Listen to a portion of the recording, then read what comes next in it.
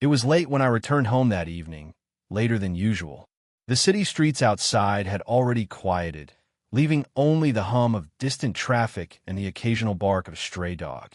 As I climbed the staircase of the old house, each wooden step groaned softly under my weight, the sound echoing in the silence of the hallway.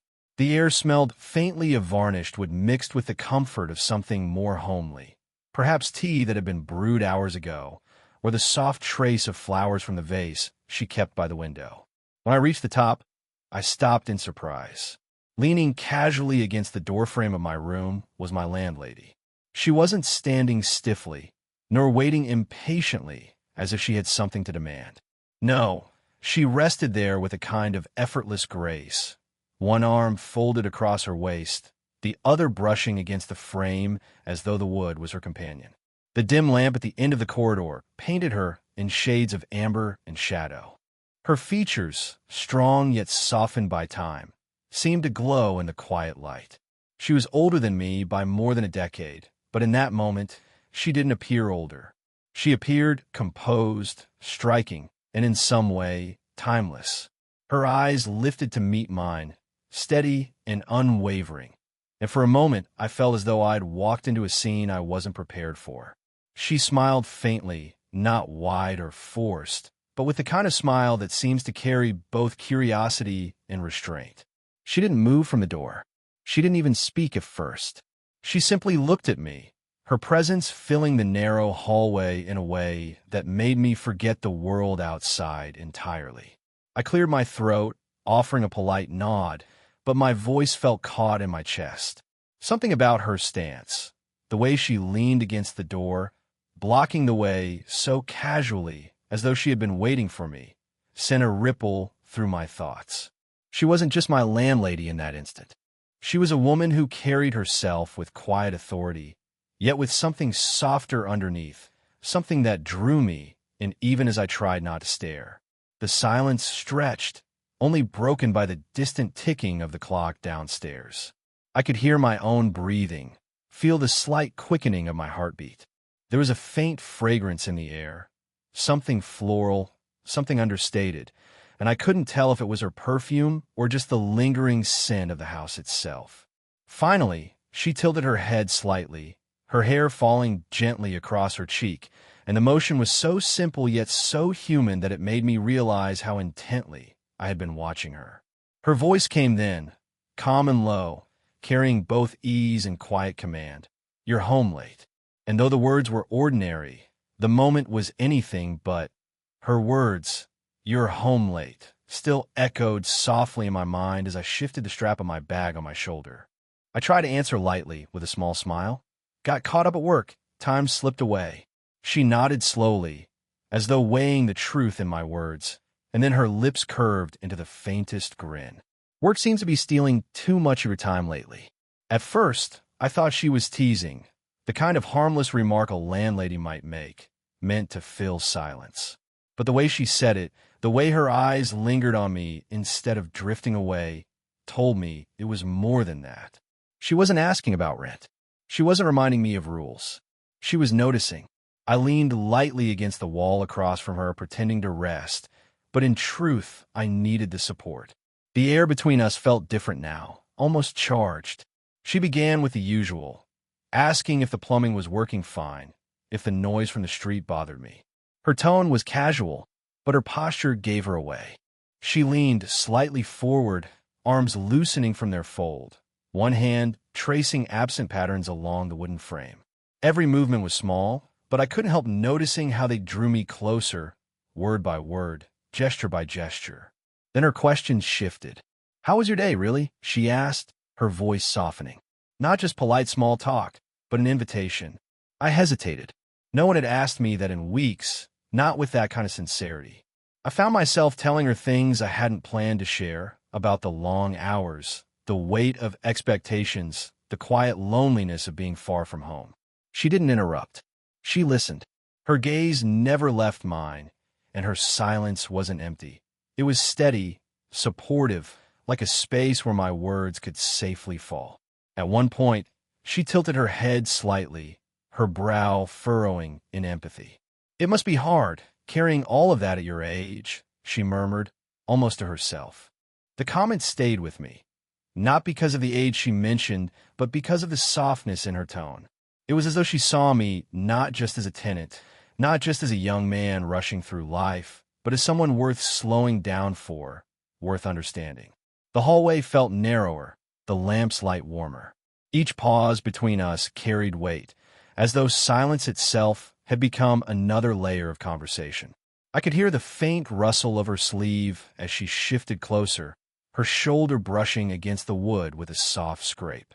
My heart responded before I could reason with it. Quick, uneven, aware of every inch that separated us.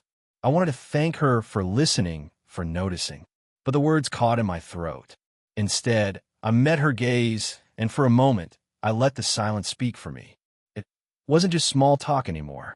It was something deeper, something that neither of us dared name just yet. The longer we lingered there, the more the doorway itself seemed to change in meaning.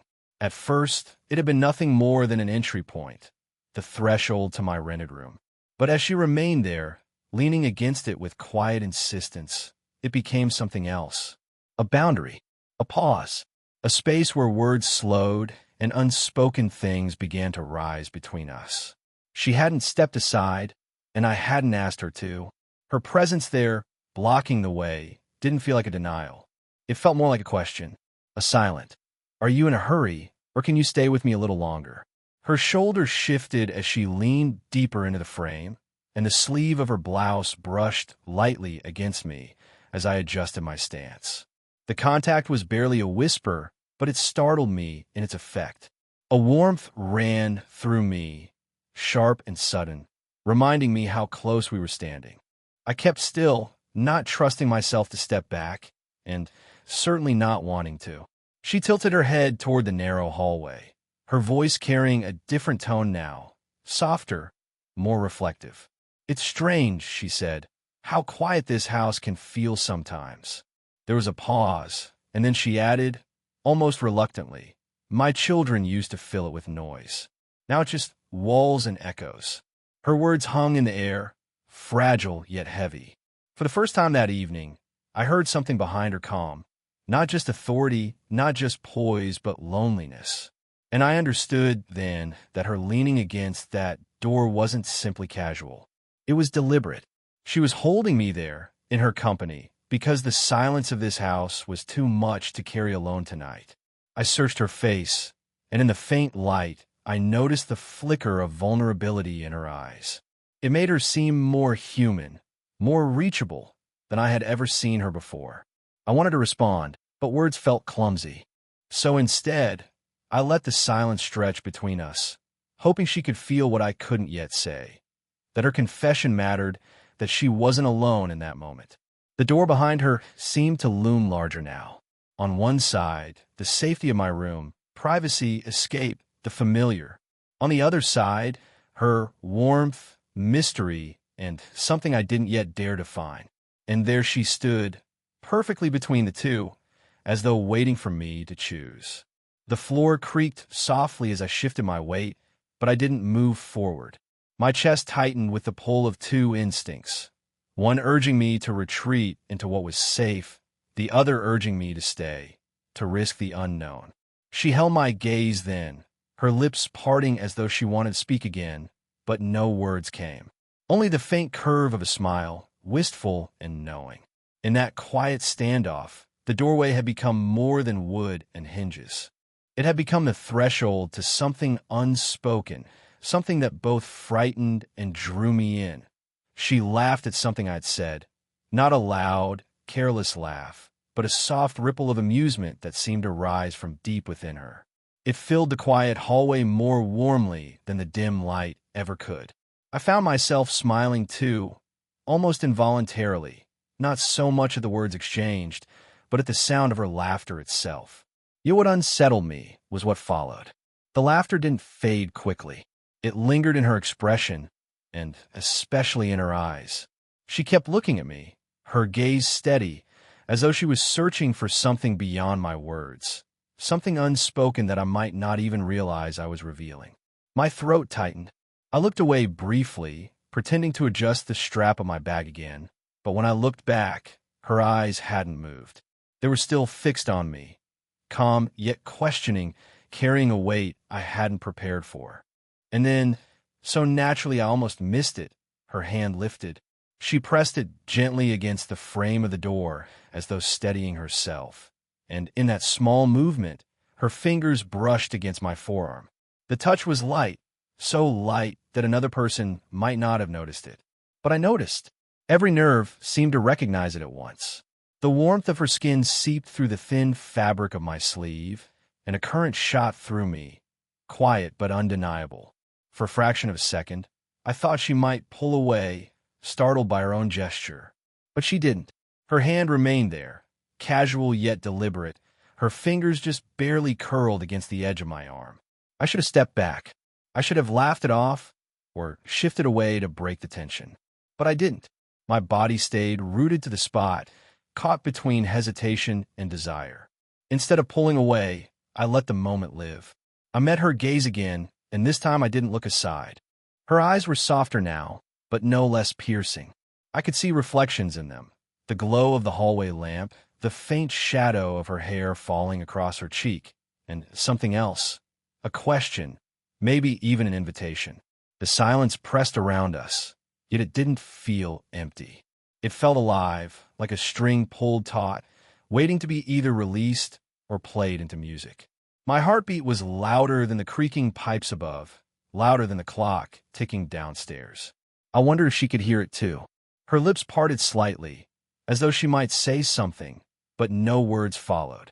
Instead, the faintest smile touched the corner of her mouth, a smile that wasn't amused but knowing, as if she recognized exactly what this moment was doing to me. Her hand was still there, against my arm, small and unassuming, yet the weight of it was greater than anything words could have carried.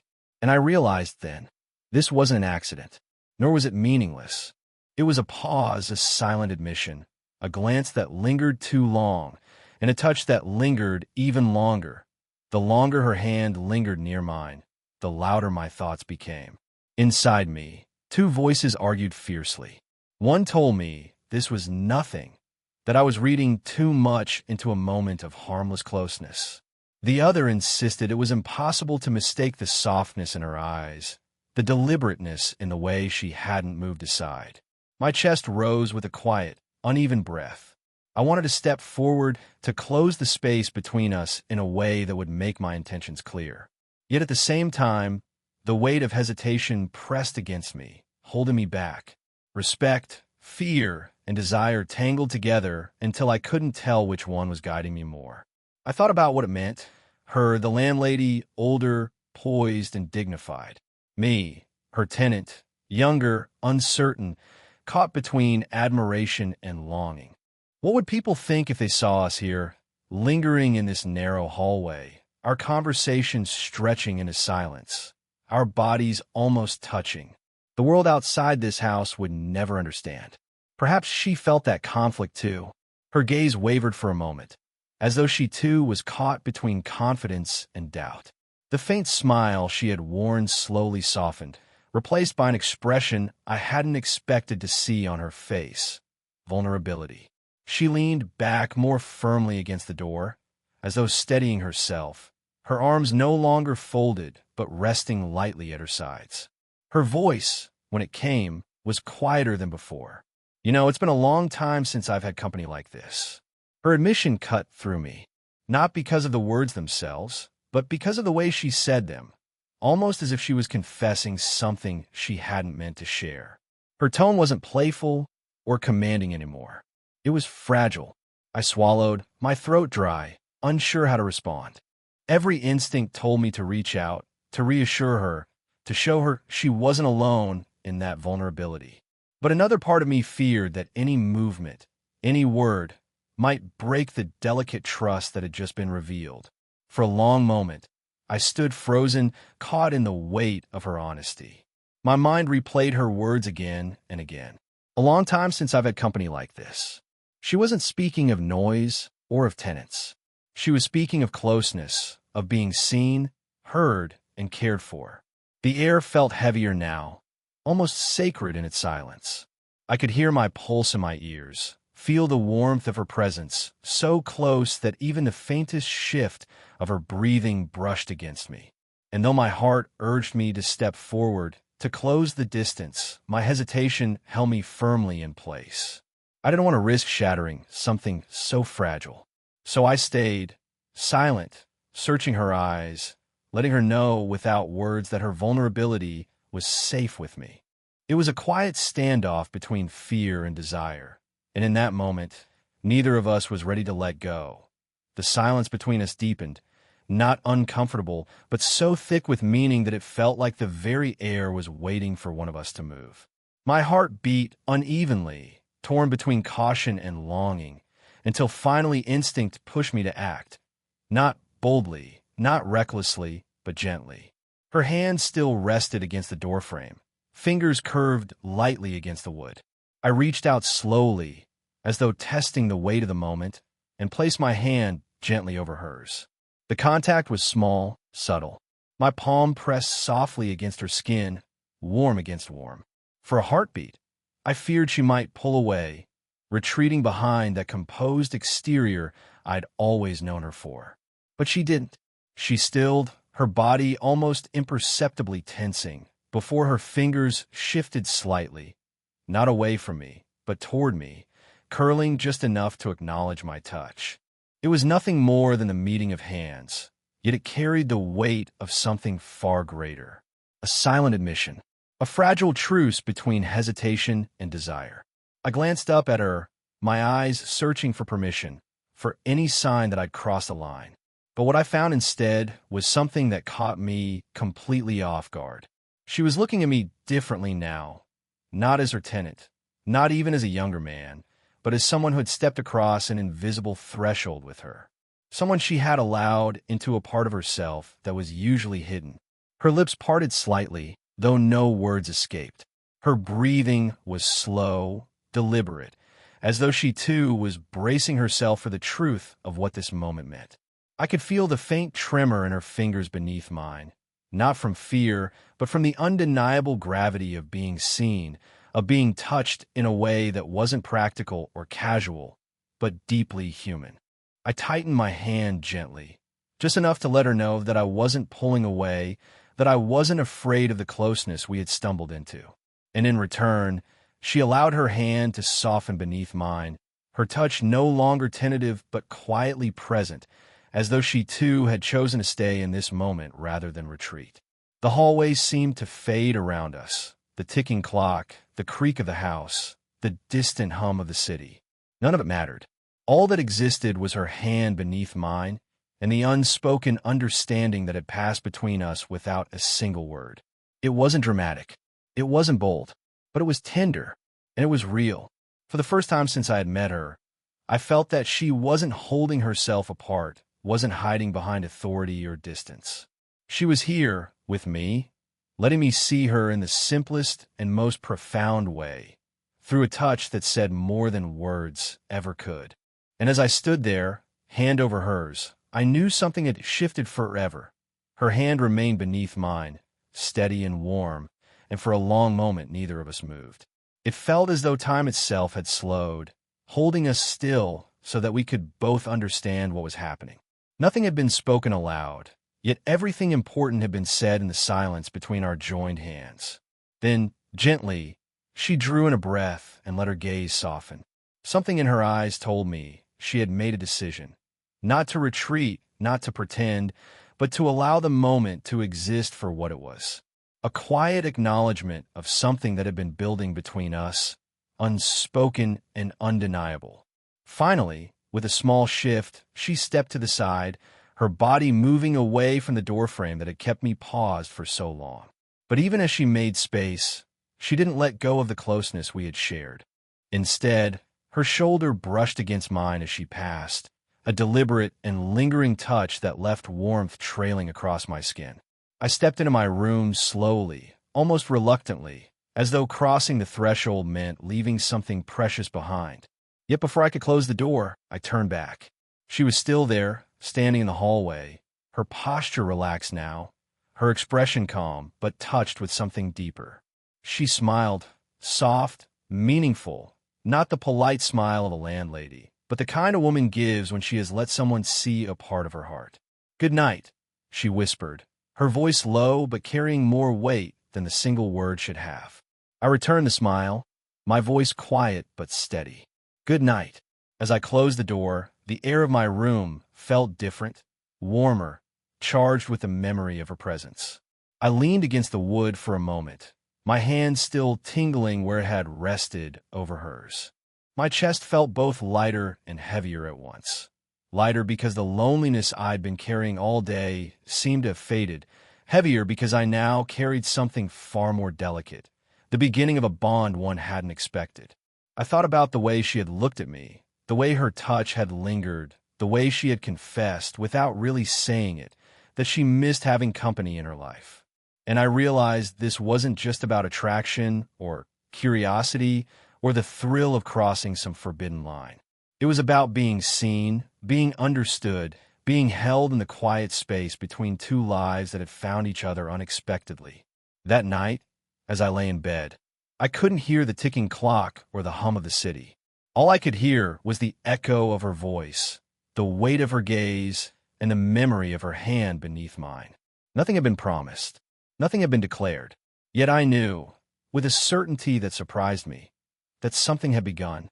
Not loudly, not recklessly, but softly, like a seed planted in silence, waiting to grow.